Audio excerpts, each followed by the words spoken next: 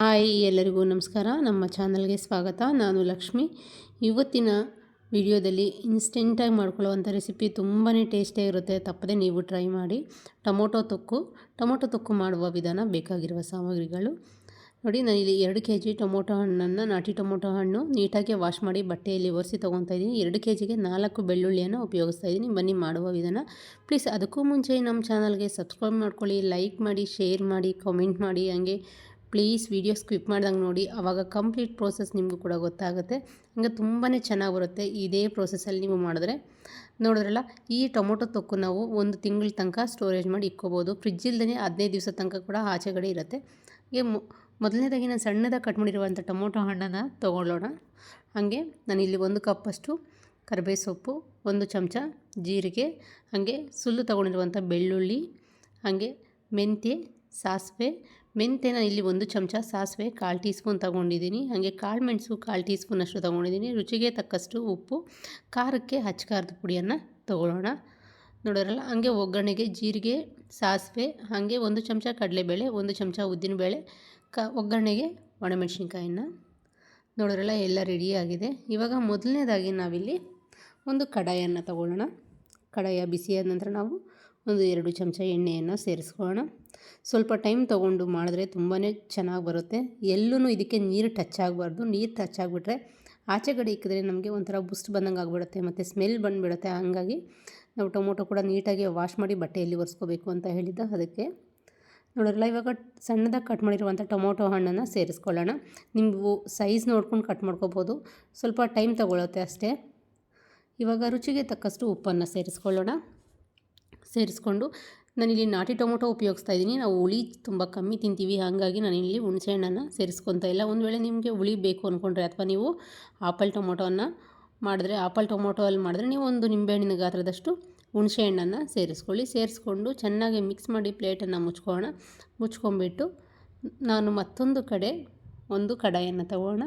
ಕಡಾಯ ಬಿಸಿಯಾದ ನಂತರ 1 ಚಮಚ ಅಷ್ಟು ಮೆಂತ್ಯವನ್ನು ಸೇರಿಸ್ಕೊತಾ ಇದ್ದೀನಿ. ನೋಡಿ, ಸೇರಿಸ್ಕೊಂಡು ಆದಷ್ಟು ಸ್ವಿಮ್ಮಲ್ಲೇ ಇಟ್ಕೊಂಡು ಫ್ರೈ ಮಾಡ್ಕೊಳ್ಳಿ. ಆದಷ್ಟು ಮೆಂತ್ಯ ಮತ್ತು ಸಾಸಿವೆ ಸ್ವಿಮ್ಮಲ್ಲೇ ಇಟ್ಕೊಂಡು ಫ್ರೈ ಮಾಡ್ಕೊಳ್ಳಿ. ಏಕೆಂದರೆ ಮೆಂತ್ಯ ಏನಾದರೂ ಸ್ವಲ್ಪ ಸೀದೋಯ್ತು ಅಂದರೆ ಟೋಟಲ್ ಟೊಮೊಟೊ ತೊಕ್ಕೆ ಟೇಸ್ಟ್ ಇರಲ್ಲ, ಕಹಿ ಬಂದುಬಿಡುತ್ತೆ. ಹಾಗಾಗಿ ಸ್ವಿಮ್ಮಲ್ಲಿ ಇಟ್ಕೊಂಡು ನಾವು ಕೈ ಆಡಿಸ್ತಾನೇ ಇರಬೇಕಾಗತ್ತೆ. ನೋಡಿ, ಈ ಥರ ಬಂದರೆ ಸಾಕು. ಗೋಲ್ಡನ್ ಕಲರ್, ಮಿನಿಮಮ್ 1-2 ನಿಮಿಷ ಆಗುತ್ತೆ ಅಷ್ಟೇ.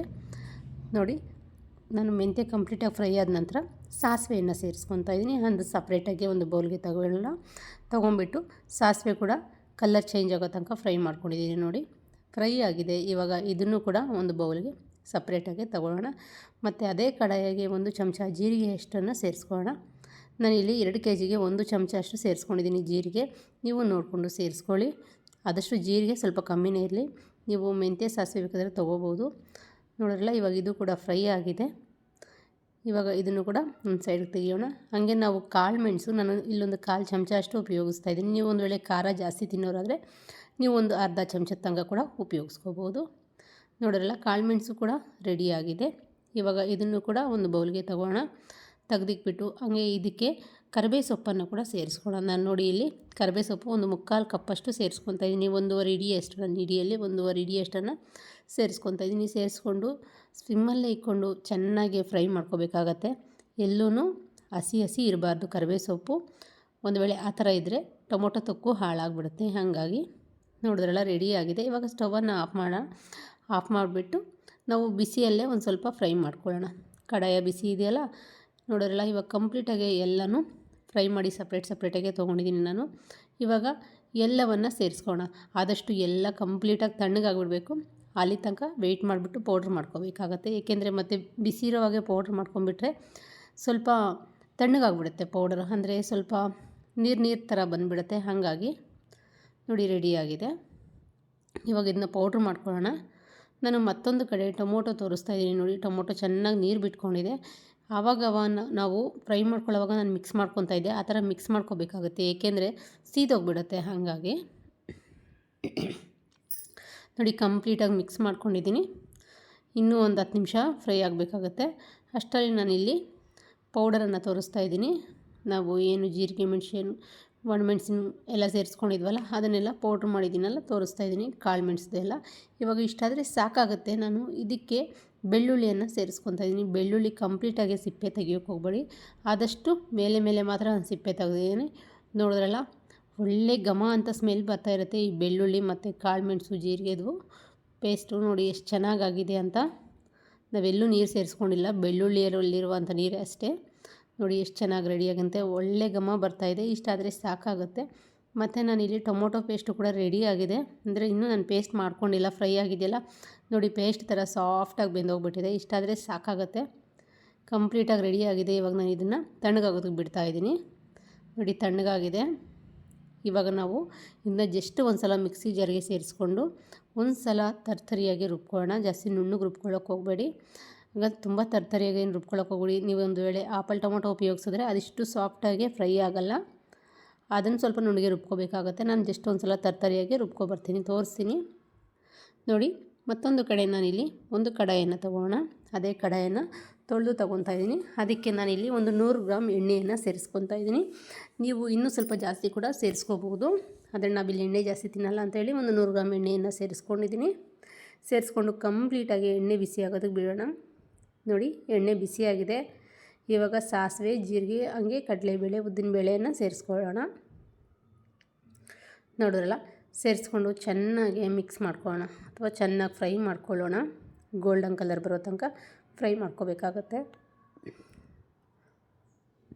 ನೋಡಿ ಚೆನ್ನಾಗಿ ಮಿಕ್ಸ್ ಮಾಡ್ಕೊಂಡಿದ್ದೀನಿ, ಫ್ರೈ ಆಗಿದೆ. ಇವಾಗ ನಾನು ಇದಕ್ಕೆ ತೋರಿಸ್ತಾ ಇದ್ದೀನಿ ನೋಡಿ, ಇಷ್ಟಾದರೆ ಸಾಕಾಗುತ್ತೆ. ನಾನು ಇವಾಗ ಇಲ್ಲಿ ಒಣಮೆಣ್ಸಿನ್ಕಾಯಿನೂ ಉಪಯೋಗಿಸ್ತಾ ಇದ್ದೀನಿ. ನನಗೆ ಬ್ಯಾಡಗಿ ಮೆಣಸಿನ್ಕಾಯಿ ಸಿಗಲಿಲ್ಲ, ಹಾಗಾಗಿ ಒಣಮೆಣ್ಸಿನ್ಕಾಯಿ ಉಪಯೋಗಿಸ್ತಾ ಇದ್ದೀನಿ. ನಿಮಗೆ ಬ್ಯಾಡಗಿ ಮೆಣಸಿನ್ಕಾಯಿ ಸಿಕ್ಕಿದ್ರೆ ಬ್ಯಾಡಗಿ ಮೆಣಸಿನ್ಕಾಯಿನ ಸೇರಿಸ್ಕೋಬೋದು. ಹಾಗೆ ನಾನಿಲ್ಲಿ ಒಂದು 2 ಹಿಡಿಯಷ್ಟು ಕೊತ್ತಂಬರಿ ಸೊಪ್ಪನ್ನು, ಕರಿಬೇವು ಸೊಪ್ಪನ್ನು ಸೇರಿಸ್ಕೊತಾ ಇದ್ದೀನಿ. ಕರಿಬೇವು ಸೊಪ್ಪನ್ನು ಸೇರಿಸ್ಕೊತಾ ಇದ್ದೀನಿ. ಸೇರಿಸ್ಕೊಂಡು ಚೆನ್ನಾಗಿ ಮಿಕ್ಸ್ ಮಾಡ್ಕೊಳ್ಳೋಣ. ನೋಡಿ ಚೆನ್ನಾಗಿ ಮಿಕ್ಸ್ ಆಗಿದೆ, ಫ್ರೈ ಆಗಿದೆ. ಇವಾಗ ನೋಡಿದ್ರಲ್ಲ, ಈ ಥರ ತರ್ತರಿಯಾಗಿ ರುಬ್ಕೊಂಡಿದ್ದೀನಿ. ಎಲ್ಲೂ ನೀರು ಸೇರಿಸ್ಕೊಳ್ಳೋಕೆ ಹೋಗಬೇಡಿ. ನಾನು ಪದೇ ಹೇಳ್ತಾ ಇದ್ದೀನಿ, ನೀರು ಸೇರಿಸ್ಕೋಬೇಡಿ ಅಂತ.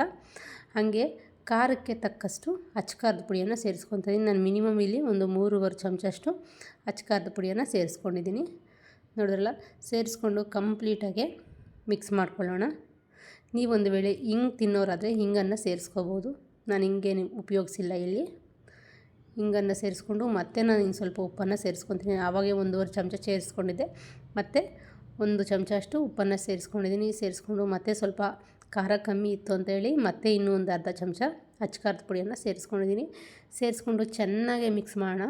ನೋಡಿ, ನಾನು ಟೋಟಲ್ ಇಲ್ಲಿ 2 kg ಟೊಮೊಟೊಗೆ 4 ಚಮಚ ಅಚ್ಚಕಾರದ ಪುಡಿಯನ್ನು ಉಪಯೋಗಿಸಿದ್ದೀನಿ. ನೋಡಿದ್ರಲ್ಲ, ಪ್ಲೇಟನ್ನು ಮುಚ್ಚಿ ನಾನಿಲ್ಲಿ ಫ್ರೈ ಮಾಡ್ಕೊಂಡಿದ್ದೀನಿ. ನೋಡಿ, ಮೇಲೆ ಎಲ್ಲ ಚೆನ್ನಾಗಿ ಎಣ್ಣೆ ಬಿಟ್ಕೊಂಡಿದೆ. ನೋಡಿದ್ರಲ್ಲ, ಒಮ್ಮೆ ಚೆನ್ನಾಗಿ ಮಿಕ್ಸ್ ಮಾಡೋಣ. ಮಿಕ್ಸ್ ಮಾಡಿಬಿಟ್ಟು ಇನ್ನೂ ಸ್ವಲ್ಪ ಫ್ರೈ ಆಗಬೇಕು. ಇನ್ನೂ ಸ್ವಲ್ಪ ಫ್ರೈ ಮಾಡ್ಕೊಳ್ಳೋಣ.